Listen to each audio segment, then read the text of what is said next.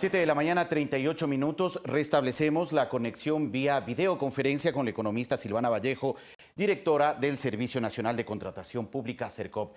Gracias por acompañarnos, economista. Buenos días. Muy buenos días, muchas gracias por la invitación. Muy bien, ahí sí la escuchamos claramente y también fuerte. Bueno, muchas gracias por atender este espacio. ¿Qué se está haciendo desde el SERCOP para tratar de identificar eventuales problemas relacionados a actos de corrupción frente a todo lo que ha saltado durante estos últimos días ante la opinión pública? Muchas gracias por la pregunta, muy importante.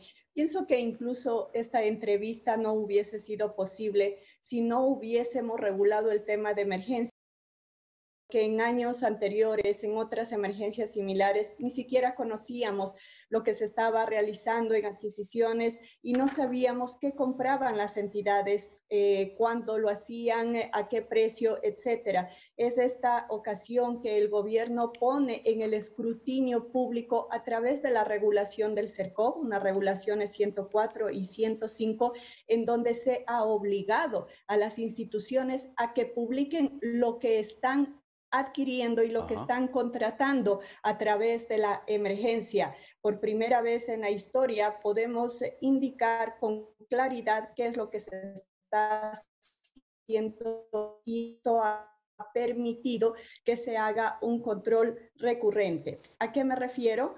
Toda vez que han publicado unidades, el SERCOP ha actuado. Esto ya ha identificado con antelación, incluso antes de que se haga mediático, y se ha coordinado, se ha complementado la investigación que está realizando tanto Contraloría como Fiscalía. Las denuncias han utilizado como fuente primaria a la página web del SERCOP, que como entidad de bienes y servicios ha sido la primera puesto al escrutinio público todo lo que están adquiriendo y es la primera entidad en la región en hacer. Economista Vallejo, si me escucha, quisiera que nos pueda aclarar hasta el momento cuánto se ha contratado en el sector público durante esta emergencia. ¿Cuántas entidades han contratado? ¿Manejan ese tipo de cifras mucho más ahora con la presentación la semana pasada de esta aplicación Datos Abiertos? Exactamente. Mire, yo estoy en este momento mirando la página y hasta la fecha de hoy, con corte a hoy, se ha contratado 93 millones de dólares por emergencia. Esto lo han realizado alrededor de 900 entidades aproximadamente y uno puede verificar la información en qué provincia, qué proveedores, cuál es el ranking de proveedores, cuál ha sido el comportamiento de las entidades de manera cronológica. Toda esa información con data, con indicadores, lo pueden encontrar. Es esa la manera que se ha procedido a regular el tema de la emergencia. La emergencia es un tema extraordinario de la contratación pública. Sucede por fuera del proceso y por eso es que ni siquiera antes lo sabíamos. Hoy lo conocemos. Hoy podemos nosotros decir que el Ecuador cuenta con una veeduría ciudadana, pero también cuenta con entidades fuertes de control que sobre la base de la información podemos actuar de manera oportuna. Han sido testigos los ciudadanos, muchas de las cosas se han evitado, podemos hacer un control y Fiscalía y Contraloría tienen toda la información para iniciar su proceso. Economista, de estos 93 millones de dólares que hasta el momento se ha contratado por cerca de 900 entidades, de acuerdo a la revisión de las cifras que usted en este momento nos comparte, ¿qué tipo de contrataciones principalmente son? ¿Son sobre todo para atender la emergencia sanitaria o hay otro tipo de contrataciones? Hay una diversidad, vemos que los productos, si vamos por ítem de cuáles han sido los productos con mayor demanda en la adquisición, vemos que en primer lugar está el tema de las mascarillas, luego le sigue el tema de alimentos, luego están los insumos médicos, estos son los ítems que más se ha comprado. ¿Cuáles han sido las provincias que mayor han comprado? Tenemos que Pichincha está con el 31% en las adquisiciones, esto significa un valor de 28.8 millones. Le sigue Guayas con el 30%, con un total de 28 millones aproximadamente. Básicamente eso es. Y si vemos en general las contrataciones por monto, vemos que el GAT ocupa el 46.6%, mientras que la red pública de salud Ajá. ocupa el 43%. Tenemos otras funciones, otras de las empresas públicas, por ejemplo, estas están en el 1.5%. Esto ustedes lo pueden tener en datos abiertos en la página web en tiempo real, de tal manera que el Ecuador cuenta con esa información. Estos son algunos de los datos que ustedes pueden mirar.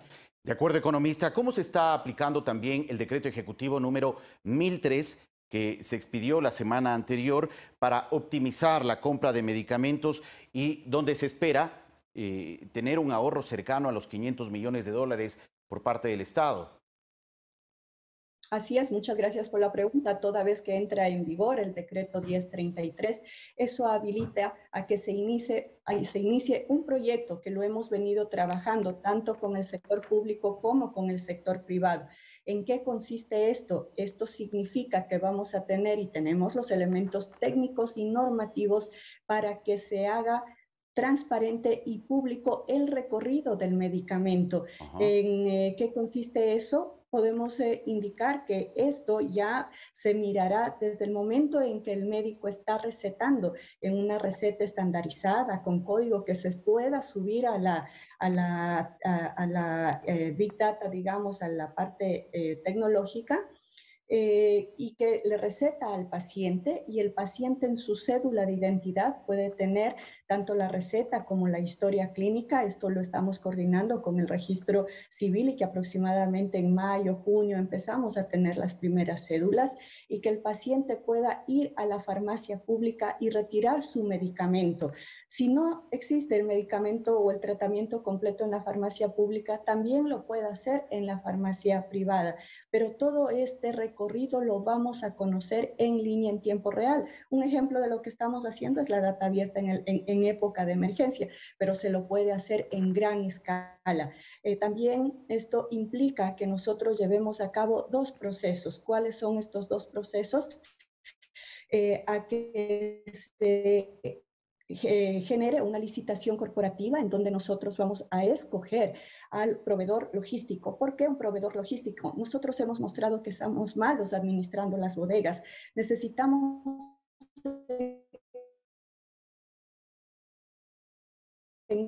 especializado y que adecue las bodegas, de que implemente el sistema tecnológico. Esto será una inversión que realiza el proveedor logístico y posteriormente a eso pueda generarse una trazabilidad. Por otro lado, también aproximadamente luego de 2 meses se lanzaría la subasta inversa corporativa de medicamentos. Como Ajá. ustedes saben, hay un nuevo cuadro básico de medicamentos y necesitamos escoger a los mejores proveedores que nos abastezcan de estos medicamentos y dispositivos médicos o bienes estratégicos en salud. De tal manera que nos aliamos a la tecnología para que todo esté en línea. ¿Esto es novedoso? No, así trabajan nuestros hospitales privados, no solamente en Ecuador, sino que así hacen otros países también para la distribución de medicamentos. ¿Dónde están los ahorros?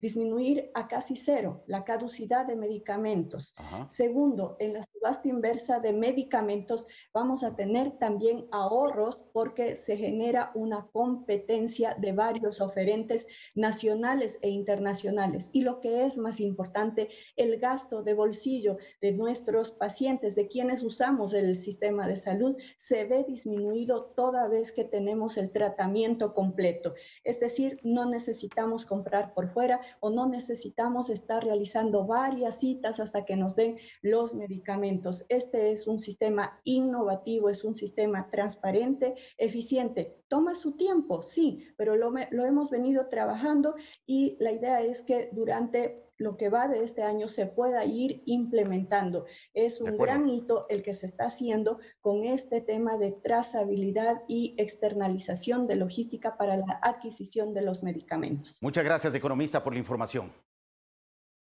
Gracias a ustedes.